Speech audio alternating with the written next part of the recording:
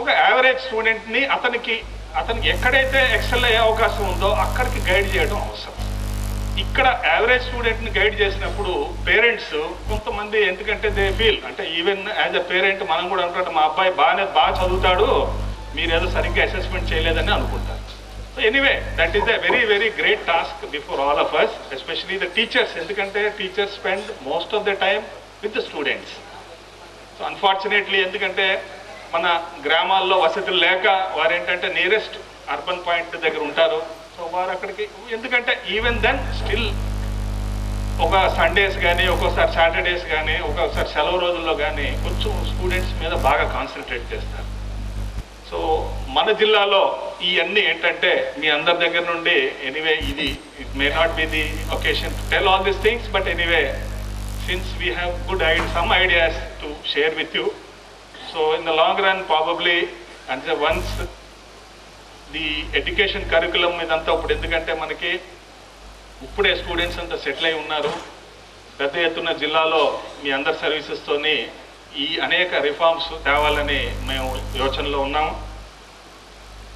ఇది కాకుండా టీచర్స్ ఇప్పుడు ఈరోజు టీచర్స్కి ఎవరికైతే ఆనర్ చేస్తున్నారో it's really both in the private and government sector. I really appreciate on behalf of the district administration I really congratulate you, all of you, for doing some good service, and I hope you will also help us in the district administration, because it's only ultimately it's a team effort. So convergence model lo manandaru let us all pool our efforts, and then next time వచ్చే వరకు ఈ good teachers సంఖ్య ఇంకా బాగా పెరిగి teachers అందరూ సర్టిఫికెట్లను తీసుకోవాలని నేను ఆశిస్తూ ఈరోజు ఈ కార్యక్రమానికి పిలిచినందుకు లయన్స్ క్లబ్ వారికి నా ధన్యవాదాలు చెప్పుకుంటూ సెలవు తీసుకుంటాను. Thank you sir, thank you very much for your valuable and inspiring message. Sir మీ అమూల్య సందేశానికి ధన్యవాదం. సార్ మీ అమూల్య సందేశానికి ధన్యవాదం. సభికులందరికీ స్ఫూర్తిదాయకం. సేవా సంస్థలకు మీరు ఇస్తున్న ప్రోత్సాహం సహకారం మరువలేని మహోపకారం. సేవా సంస్థలకు మీరు ఇస్తున్న ప్రోత్సాహం సహకారం మరువలేని మహోపకారం. మా సహాయ సంస్థల ద్వారా మా ఆర్గనైజేషన్ ద్వారా ఎన్నో సేవా కార్యక్రమాలు నిర్వహించాలన్నది మా అభిమతం. ఇప్పుడిక మిమ్మల్ని అభినందిస్తూ మేమంతా చేస్తాం హర్షధ్వానాల సంరంభం. Please give big hand ladies and gentlemen for the valuable and inspired message of the బెల్అవుట్ డిస్ట్రిక్ట్ కలెక్టర్. ఇప్పుడు former CBI joint director V V Lakshminarayana గారిని సభకు పరిచయం చేయవలసిందిగా past district governor, past multiple council treasurer Shri Jagini Bhimaiah గారిని కోరుతున్నాం.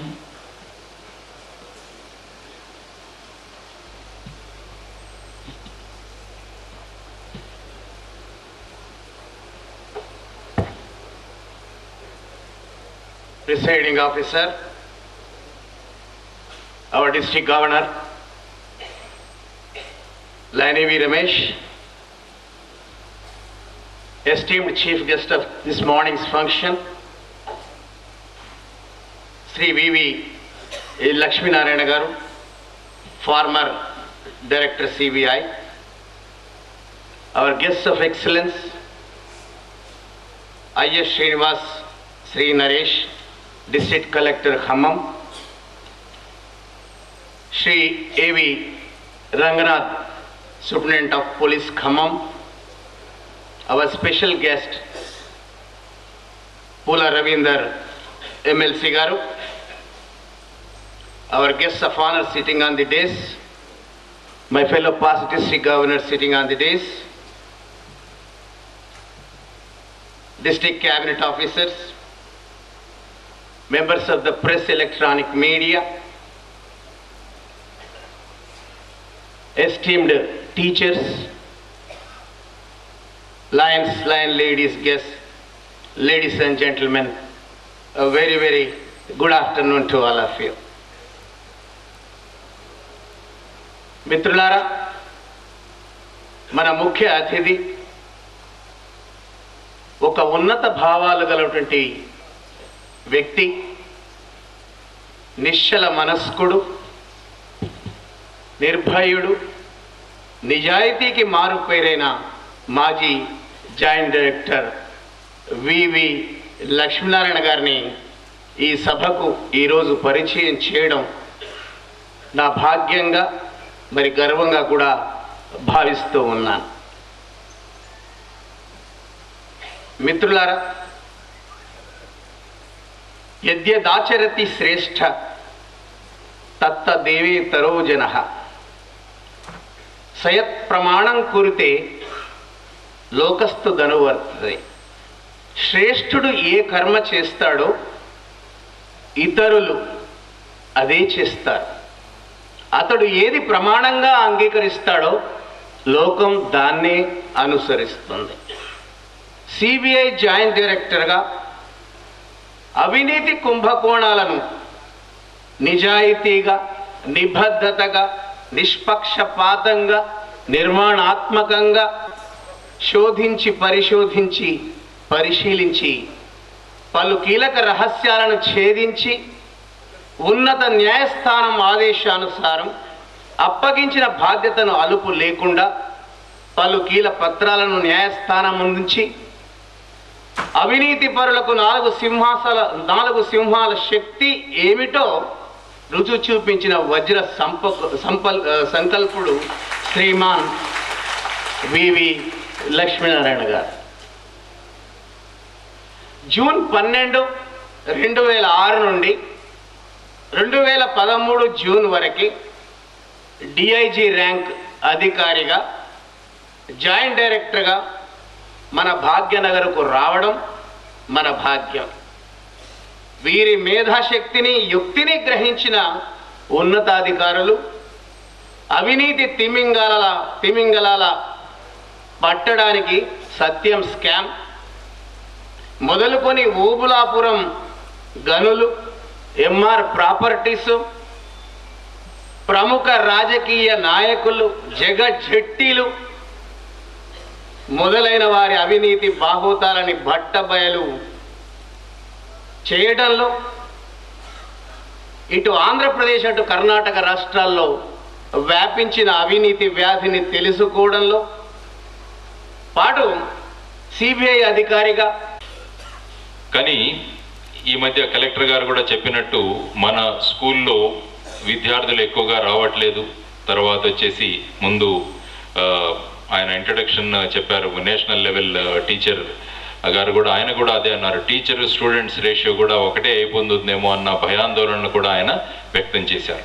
నిజంగా మీ ముందున్నది ఎంతో ఛాలెంజెస్తో కూడి, ఎంతో ధైర్యంతో చేయాల్సిన పనులు. మీ అందరికీ ఉపాధ్యాయ వృత్తితో పాటు ఎన్నో ఇతర పనులు కూడా మీ మీద ఆపాదించడం జరుగుతుంటుంది. ఫర్ ఎగ్జాంపుల్ సెన్సస్ కానీ, ఎలక్షన్స్ కానీ, వీటిలన్నింటిలో కూడా ఉపాధ్యాయులను మొదట మీకే ఆ పనిని అప్పగించడం జరుగుతుంది. కానీ మీ యొక్క ముఖ్య కర్తవ్యం ఏంటంటే విద్యార్థులకు బోధించడం. నేను నిన్న మొన్న ఒక 2 పుస్తకాలు చదువుతున్నాను. గిజుబాయి బదేకా అని ఆయన మాంటిసోరీ విద్యా విధానాన్ని ఆయన ప్రవేశపెట్టిన ఆయన మహానుభావుడు. పగటి కళ అని చెప్పేసి ఒక అద్భుతమైన కథను ఆయన రాశారు. అదేవిధంగా ఆయన ప్రచురించిన 7 పుస్తకాలు మన బుక్ షాప్స్లో దొరుకుతున్నాయి. కాబట్టి నేను ఇక్కడ ఉన్న ఉపాధ్యాయులందరికీ నేను విజ్ఞప్తి చేస్తున్నది ఏంటంటే, మీ తీరిక సమయంలో గనక ఆ పుస్తకాలు చదవగలిగితే ఎంతో ప్రేరణాదాయకంగా ఆ పుస్తకాలు ఉన్నాయి. అందులో రాసిన విషయాలు అంటే విద్యార్థులు ఎలా ఉంటారు, వాళ్లను మనం ఎలాగా చదువు చెప్పాలి, అంటే పూర్వం చెప్పుతున్న విద్యా విధానాలకు ఇప్పటి విద్యా విధానాలకు మనం ఆ అనుగుణంగా మనం ఎలా మారాలి అన్నది కూడా ఆయన అద్భుతంగా ఆయన వివరించారు. ఎందుకంటే ఇప్పుడే కలెక్టర్ గారు అన్నారు పరీక్షల్లో మార్కులు తెచ్చుకోవడం గురించి.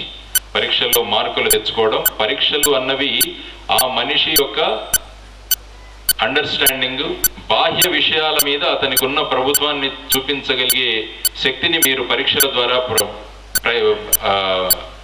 అతన్ని మీరు పరీక్షిస్తారు. కానీ అంతర్ముఖంగా అతను ఎంత ఎదిగాడు అన్న దానికి ఎక్కడ పరీక్షలు లేవు.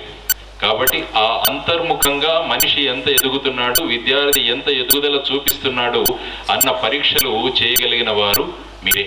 కాబట్టి పాఠశాలల్లో కేవలం పాఠాలు చెప్పడమే మాత్రం కాకుండా ఆ పాఠాలతో పాటు ఆ విద్యార్థికి జీవిత పాఠాలు కూడా మీరు నేర్పించాలని నేను ఇప్పుడు మనవి చేస్తుంటాను. ఎందుకంటే వాళ్ళే సద్గురువులు అవుతారు. గురువులకి సద్గురువులకి తేడా ఉంది. కేవలం పాఠ్య పుస్తకాల్లోని విషయాలను విద్యార్థి వరకు చేసేవారు గురువు. ఆ పాఠ్య పుస్తకాల్లోని పాఠాలతో పాటు జీవిత పాఠాలు నేర్పించే వాళ్ళు సద్గురువులు అవుతారు. మీరే ఆలోచించండి. నేను ఎప్పుడైనా ఎక్కడికైనా వెళ్ళినప్పుడు ఒక మాస్టర్ని కానీ ఒక గురువు గారిని కానీ నిలబెట్టి మీరు చదువుకుంటున్నప్పుడు మీ మాస్టర్ల పేర్లు చెప్పండి అంటే ఆయన ఒక 2 పేర్లు చెప్తారు. నాగేశ్వరరావు గారు, సుబ్బారావు గారు అని ఒక ఆయన నాకు చెప్పారు. నేను ఆయన అడిగాను, మీరు కేవలం నాగేశ్వరరావు గారు, సుబ్బారావు గారు కాదు, మీ స్కూల్లో ఇంకా ఒక 20 మంది పనిచేస్తున్నారు, మరి వాళ్ళ పేర్లు ఎందుకు చెప్పలేదు అని. అంటే ఆ గురువు గారి మీద నాగేశ్వరరావు గారు, సుబ్బారావు గారు అత్యంత ప్రభావం చూపించిన ఉపాధ్యాయులు వారిద్దరు అన్నమాట. అందుకని ఆ 2 ఉపాధ్యాయుల పేరును వారు ఇమీడియట్గా తీసుకోవడం జరిగింది. అప్పుడు నేను ఆ ఉపాధ్యాయుడితో చెప్పడం జరిగింది, సార్ మీరు ఏ స్కూల్లో అయితే పనిచేస్తున్నారో ఆ స్కూల్లోని ఎవరైనా విద్యార్థిని లేపి నేను ప్రశ్నిస్తే నీకు నచ్చిన ఉపాధ్యాయుల పేరు చెప్పమంటే మొదట మీ పేరు రావాలండి అని నేను రిక్వెస్ట్ చేశాను అన్నమాట.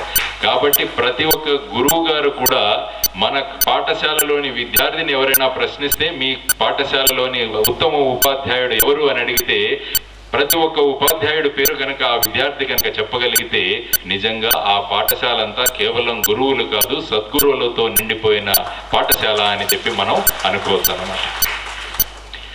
ముఖ్యంగా ఏంటంటే నేను ఇంకో విషయం కూడా ఎప్పుడూ నెమరు వేస్తుంటాను అని చెప్తుంటాను. దాంట్లో మన చేస్తున్న పని పట్ల మనకు అభిమానం ఉండాలి అని నేను చెప్తుంటాను. మనం చేస్తున్న పని మీద మనకు అభిమానం ఉండాలి, లేకుంటే ఆ పనిలో మనం ఒక నిష్ణాతులు కాలేము, ఒక విధమైన ఇంపాక్ట్ని అక్కడ కలుగు చేయలేము అన్నమాట. అందుకనే పొద్దునే విద్యార్థుల దగ్గర ఒక చిన్న ఉదాహరణ ఇచ్చాను, ఆ ఉదాహరణ మీ దగ్గర కూడా ఇద్దామని నేను అనుకున్నాను. ఒక 3 వ్యక్తులను పిలిచి వాళ్ళని ఇటుకలు చేయమని చెప్పారు. వారికి కావలసిన సాహిత్యం అంటే మట్టి, నీరు, తర్వాత ఇటుకలను వేడి చేయడానికి కావలసిన ఇటుకల బట్టి అంటాం మనం, అది కూడా 3కి ఇవ్వబడడం జరిగింది. వాళ్ళు చేస్తూ ఉన్నారు. మొదటి మనిషి దగ్గరికి వెళ్ళి నువ్వేం చేస్తున్నావు అంటే ఆయన అన్నాడు నేను మట్టి పని చేస్తున్నాను అన్నాడు. రెండవ మనిషి దగ్గరికి వెళ్ళి అడిగితే ఆయన అన్నాడు నేను ఇటుకలను తయారు చేస్తున్నాను అన్నాడు. మూడవ మనిషి దగ్గరికి వెళ్తే ఆయన అన్నాడు ఈ నగరంలో సుందరమైన అందమైన భవంతులను కట్టుకోవడానికి కావలసిన పరికరాలను నేను తయారు చేస్తున్నాను అన్నాడు ఆ మూడవ మనిషి. 3 చేస్తున్నది ఒకటే పనే. మొదటి మనిషికి తను చేస్తున్న విషయం మీద ఇంట్రెస్ట్ లేదు కాబట్టి నేను మట్టి పని చేస్తున్నాను అన్నాడు. రెండవ మనిషి నేను ఇటుకలు చేస్తున్నాను అన్నాడు. మూడవ మనిషి సమాధానం చూడండి, తను చేస్తున్న పని మీద తనకు అభిమానం ఉంది, తన పని వల్ల ఈ నగరం అద్భుతమైన నగరంగా తయారవ్వబోతుందన్న గర్వం ఆ మనిషిలో మీకు కనపడుతుంది. అదేవిధంగా మిమ్మల్ని ఎవరైనా వచ్చి ప్రశ్నిస్తే మీరు ఏం చేస్తున్నారు అంటే ఈ దేశానికి కావలసిన భావి భారత పౌరులను నిర్మించే పరిశ్రమలో నేను కూడా పనిచేస్తున్నానని ప్రతి ఉపాధ్యాయుడు గనక తన వృత్తి మీద గనక గర్వంతో చెప్పగలిగితే ఆ రోజు ఖచ్చితంగా మన దేశంలో మహానుభావులు ఖచ్చితంగా తయారు చేస్తారు. అలాంటి మహానుభావులను తయారు చేసే అవకాశం మీ అందరికీ దొరికింది. కాబట్టి దొరికిన అవకాశాన్ని అద్భుతంగా ఉపయోగించుకొని సమాజం కోసం ఉపయోగపడే అద్భుతమైన అవకాశం మీ అందరూ వినియోగించుకుంటున్నారని అందుకనే ఈరోజు రమేష్ గారు ఇక్కడ ఆల్మోస్ట్ 200 మంది టీచర్లకు ఈరోజు సత్కార కార్యక్రమం చేపట్టారు. అంటే ఖమ్మం జిల్లాలో, నల్గొండ ఈ 2 జిల్లాల్లో 200 మంది సద్గురువులు ఈరోజు ఇక్కడికి రావడింది. కాబట్టి ఈ 200 మంది సద్గురువుల ద్వారా ఎంతమంది భావి భారత పౌరులు ఈ ప్రాంతాల్లో తయారవుతున్నదనేది చూసి ఎంతో ఆనందం కలుగుతుందన్నమాట. కాబట్టి మీరు చేస్తున్న పని మీద అద్భుతమైన అభిప్రాయాన్ని ఉంచుకొని సమాజంలో మన వంతు కర్తవ్యంగా మనం కూడా చేస్తూ, ఇప్పుడే కలెక్టర్ గారు కూడా ఇదే అన్నారు. కలెక్టర్ గారు అనడం ఏంటంటే తల్లిదండ్రులు ఎడ్యుకేటెడ్ కాదు కాబట్టి మనం ఏదైతే ఇళ్లలో వాళ్ళు చెప్తారనుకున్న విషయాలు మనం చెప్పట్లేదు, వాళ్ళు చెప్పలేకపోతున్నారు. కాబట్టి దానివల్ల మీ బాధ్యతలు ఇంకా పెరిగాయి. కాబట్టి ఇంతకుముందు తల్లిదండ్రులు చెప్పేవాళ్ళు అనుకున్న విద్యార్థులు కాకుండా అక్కడ ఏమీ చెప్పకుండా ఉన్న చాలామంది విద్యార్థులు మీ దగ్గరికి వస్తున్నారు. కాబట్టి అలాంటి విద్యార్థులను మలచడం అంటే మీలోని కళను ఇంకా పరీక్ష పెడుతున్నారన్నమాట గవర్నమెంట్ వాళ్ళు. మీలో ఎంత సామర్థ్యం ఉంది, మీలో ఎంత తాకత్తు ఉన్నదన్నది ఒక పరీక్ష మీకు పెడుతున్నారు. ఒక మంచి విద్యార్థిని తెచ్చి టాప్ ర్యాంక్ తయారు చేయడం అది పెద్ద విషయం కాదు, ఎందుకంటే ఆల్రెడీ మంచి విద్యార్థులు మీ దగ్గర వచ్చారు. కాబట్టి ఇలాంటి విద్యార్థులను తీసుకొని మనం పైకి తీసుకువెళ్ళగలుగుతున్నామంటే దాంట్లో ఎంతో అద్భుతమైన ఆనందం కలుగుతుంది, మనకు సంతృప్తి కూడా కలుగుతుంది. మొన్న నేను ఆర్ఎస్ ప్రవీణ్ కుమార్ గారిని కలిశాను. సోషల్ వెల్ఫేర్ కమిషనర్గా ఆయన పనిచేస్తున్నారు. ఆయన ఆ సోషల్ వెల్ఫేర్ హాస్టల్స్ నుంచి ఈసారి ఐ థింక్ 17 మంది విద్యార్థులను ఐఐటీలకు ఆయన పంపగలిగారు. ఆయన నాకు ఎంతో గర్వంగా చెప్పుకున్న విషయం, సార్ ఈసారి 17 మంది విద్యార్థులు మా సోషల్ వెల్ఫేర్ హాస్టల్స్ నుంచి ఐఐటి పరీక్షలో పాస్ అయ్యి వాళ్ళు ఐఐటిలో ఉత్తీర్ణులు అయ్యారన్నది. చూడండి, అలాంటి అద్భుతమైన అవకాశాలను మీకు ఉంది కాబట్టి ఆ అవకాశాన్ని అందరూ వినియోగించుకొని సద్గురువులుగా మీరు మంచి సమాజాన్ని నిర్మించడంలో ఉపయోగపడతారని ఆశిస్తున్నాను. తర్వాత కలెక్టర్ గారు ఇది కూడా చెప్పారు అబౌట్ పాస్ పర్సెంటేజ్. ఎక్కువ మంది దగ్గర పాస్ పర్సెంటేజ్ ఎక్కువగా లేదని చెప్పేసి అన్నారు. కానీ పాస్ పర్సెంటేజ్ కోసం నా విజ్ఞప్తి ఏంటంటే, ఎప్పుడూ మనము విద్యార్థులను ప్రోత్సహించి వాళ్ళు స్వతంగా పరీక్షలు రాసి వాళ్ళలో ఉత్తీర్ణులు అయ్యేలాగా మనం చేస్తే ఎంతో గొప్పగా ఉంటుంది. కానీ 100% పాసులు కావాలని చెప్పి విద్యార్థులు మనకు ఎప్పుడూ వక్ర మార్గాల్లో వెళ్ళేదానికి మీరెవరు అనుకరించకండి అని నేను మిమ్మల్ని మనవి చేస్తున్నాను. ఎందుకంటే ఏదో ఒక స్కూల్లో కాపీలు కొట్టించి వాళ్ళు పాస్ చేశారంటే ఆ విద్యార్థికి మనము విద్యార్థి దశ నుంచే అవినీతి నేర్పిస్తున్నాం అన్నమాట. అంటే నేను చిన్నప్పుడు పరీక్షలే నేను వక్ర మార్గాల్లో పాస్ అయ్యి వచ్చాను, నేను జీవితంలో ఏవైనా చేయొచ్చు అన్న కాన్ఫిడెన్స్ ఆ విద్యార్థిలో పెరుగుతుంది. మా గురువులే కొట్టించారు నాతో కాపీలు, మరి దాంట్లో ఏం తప్పు ఉంది అని ప్రశ్నించే అవకాశం ఉంది. కాబట్టి అలాంటి అవకాశాలు ఏ విద్యార్థికి రానివ్వకండి. మనం చేయాల్సిన పని 100% మనం శ్రమ పెడదాం. విద్యార్థులను అద్భుతంగా మనం టీచ్ చేద్దాం. వాడు వెళ్ళి రేపు పరీక్షలు రాస్తాడు, రాసిన తర్వాత ఖచ్చితంగా విజయం వస్తుంది. కాబట్టి మనం చేస్తున్న ప్రయత్నాల్లో మనం ఎప్పుడు తక్కువ అవ్వద్దు అన్నది మీరు ప్రతి ఒక్కరూ నిర్ణయించుకుంటున్నారంటే ఖచ్చితంగా ప్రతి పాఠశాలలోనూ కూడా నిజాయితీగా పరీక్ష రాసి బయటికి వచ్చే విద్యార్థుల సంఖ్య 100కు 100% ఉందని నా విశ్వాసం. కాబట్టి అలాంటి విద్యార్థులను మీరు తయారు చేస్తే రేపు ఒక అద్భుత భారతదేశం చేయొచ్చు. కాబట్టి ఆ విధమైన భావనలతో మీరంతా ఇక్కడ పనిచేస్తుండడం, ఈ 2 జిల్లాలలో మంచి భావి భారత పౌరుడిని తయారు చేయడానికి మీరు చేస్తున్న కృషికి ఆ సత్కార కార్యక్రమంలో నన్ను ఇక్కడికి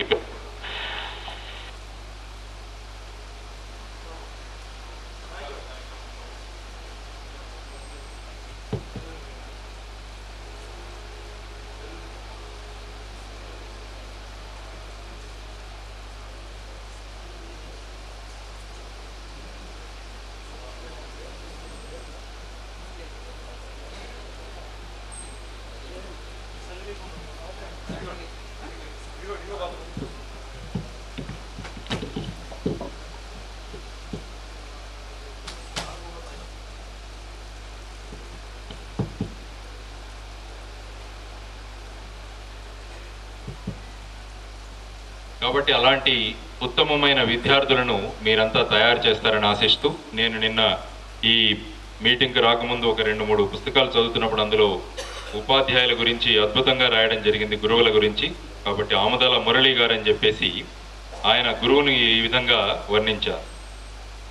జాతికి కడు గొప్ప ఖ్యాతిని అందించడు వ్యక్తుల తీర్చిదిద్దడు శక్తి గురువు, మట్టి మనుషులందు దిట్టతనంబును స్థాపించగలిగిన శక్తి గురువు, బరువుగా మారిన బ్రతుకుల యందున సంతోషము నింపు శక్తి గురువు, ఉరిత్రాడు నవ్వెడి తరుణంబునందున స్థైర్యంబునిచ్చడి శక్తి గురువు, నల్ల రాతికి అద్దాల నవ్వు పులిమి ఎద ఎడారులలో జీవ నదులు నింపి మ్రోడు పూయించి పండించి బీడులెల్లా జవము సత్వము నింపెడి శక్తి గురువు అని అద్భుతంగా ఆయన గురువుల గురించి వర్ణించాడన్నమాట.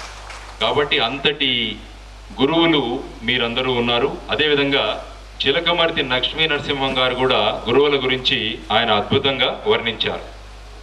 అన్నదానము గొప్పదనవచ్చునే కానీ అన్నంబు జాములో అరిగిపోవును. అన్నదానాలు చాలా మంది చేస్తుంటారు, 2 గంటల తర్వాత మళ్ళా ఆకలేసేస్తుంది వాడికి. వస్త్రదానము కూడా భవ్యదానమే కానీ వస్త్రమేడాదిలో పాతయుగును. గృహదానం ఒకటి ఉత్కృష్ట దానమే కానీ కొంప కొన్నేళ్లలో కూలిపోవును. భూమి దానము మహాపుణ్య దానమే కానీ భూమి అన్యుల చేరిపోవచ్చును. అరిగిపోక ఇంచియేని చిరిగిపోక కూలిపోక అన్యుల పాలుగాక నిత్యమై నిర్మలమై నిశ్చలమై ఒప్పుచుండు విద్యాదానం ఒకటే జగతి అని చిలకమర్తి లక్ష్మీ నరసింహం గారు అద్భుతంగా వర్ణించారు. కాబట్టి అలాంటి విద్యాదానాన్ని ప్రసాదం చేస్తున్న మీరందరికీ విద్యార్థులలో దేశభక్తిని నింపేదానికి మీరంతా ప్రయత్నించండి నేను విజ్ఞప్తి చేస్తున్నాను. దేశభక్తి అంటే ఏంటి అన్నది మన ముందు ఒక సమస్య. మహాత్మా గాంధీ గారు అద్భుతంగా వర్ణించారు. దేశభక్తి అంటే ఏంటంటే మాతృమూర్తిని, మాతృభాషను, మాతృదేశాన్ని, మాతృ సంస్కృతిని గౌరవించేదే దేశభక్తి అని ఆయన అద్భుతంగా చెప్పారు. కాబట్టి మీ దగ్గర ఉన్న విద్యార్థులందరూ మాతృమూర్తిని, మాతృభాషను, మాతృదేశాన్ని, మాతృ సంస్కృతిని గౌరవించే అద్భుతమైన వ్యక్తులుగా మీరంతా తయారు చేసి వాళ్ళందరూ ఒక అద్భుతమైన వ్యక్తులుగా మీరందరూ నిర్మించగలిగే శక్తి మీ అందరికీ ఉందని విన్నవించుకుంటూ, అదేవిధంగా డాక్టర్ ఏపీజే అబ్దుల్ కలాం గారు ఎవరైతే మా లీడ్ ఇండియా ఉద్యమానికి సృష్టికర్తో, ఆ ఏపీజే అబ్దుల్ కలాం గారు ఏమంటారంటే 2020 సంవత్సరానికి ప్రపంచ దేశాలన్నీ దేశమంటే భారతదేశం, పౌరులంటే భారతీయులు అని అన్ని దేశాలు మన దేశం గురించి చెప్పాలి అని ఆయన ఎప్పుడు చెబుతుంటారు. కాబట్టి అలాంటి ఇతర దేశాలన్నీ మన దేశాల గురించి, మన దేశం గురించి ఇంత గొప్పగా చెప్పాలంటే దేశంలో గొప్ప పౌరులను నిర్మించడం చాలా ముఖ్యం. నేను ఎప్పుడు చెప్తాను, మన పిల్లలే మన గడప దాటితే సమాజం అవుతారు అని చెప్పేసి. మన ఇంట్లో మన పిల్లలు ఉండొచ్చు, కానీ వాళ్ళు గడప దాటగానే మన సమాజం అవుతారు.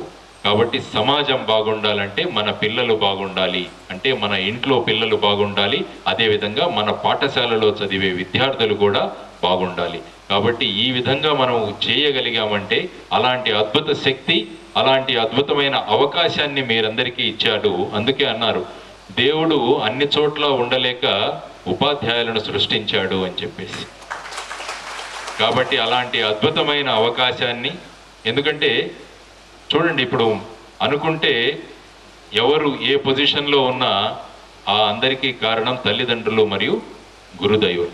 కాబట్టి అంతటి అద్భుతమైన అవకాశాన్ని మీకు ఉన్నందున ఆ అవకాశాన్ని అద్భుతంగా ఉపయోగించి దేశమంతా గర్వించదగ్గ భావి భారత పౌరుల్ని మీరంతా ఖచ్చితంగా మీ పాఠశాలలో తయారు చేసి కేవలం పరీక్షల్లోనే కాక జీవిత పరీక్షల్లో కూడా అతడు ఉత్తమమైన విద్యార్థిగా మీరంతా తయారు చేస్తారని ఆశిస్తూ మీ అందరికీ మరొకసారి తెలియజేస్తూ ఈరోజు లయన్స్ క్లబ్ వారు చేస్తున్న ఈ సత్కార కార్యక్రమంలో మీరంతా పాలు పంచుకున్నందుకు, ఈ రోజు మీరు ఇక్కడి నుంచి తీసుకువెళ్ళిన స్ఫూర్తితో ఇంకా సంకల్పనతో మీరందరూ పనిచేసి మీ పాఠశాలలకు, మీ పాఠశాలలో చదివే విద్యార్థులకు, అదేవిధంగా రాష్ట్రానికి, దేశానికి కూడా గొప్ప పేరు తీసుకొస్తారన్న ఆకాంక్షను వ్యక్తం చేస్తూ సెలవు తీసుకుంటున్నాను. నమస్కారం.